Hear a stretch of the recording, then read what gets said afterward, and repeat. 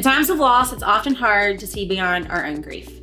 When my mama passed away, our family was at a low point.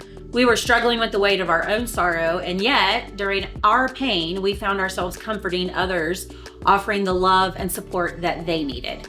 It was as if God, in His mercy, turned our sorrow into a source of strength for others.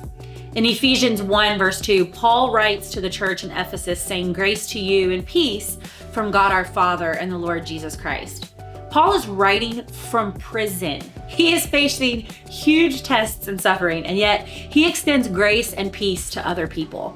He knows that these two gifts are not just words, but they are essential elements that sustain us in every season of life, especially in the hardest moments.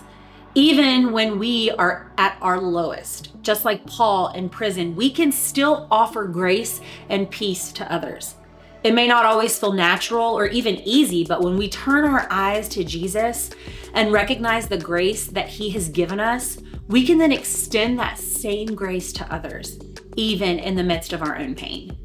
In our family's grief, we learned that it's not just about receiving comfort, but also about sharing it.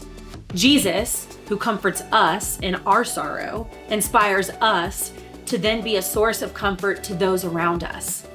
The grace and peace that Paul speaks about are not just for me, they're for everyone.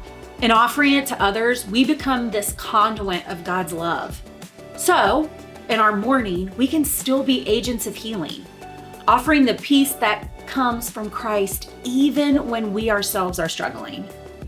We may be walking through a valley, but as we extend His grace, we find His peace sustaining us and bringing us comfort as well.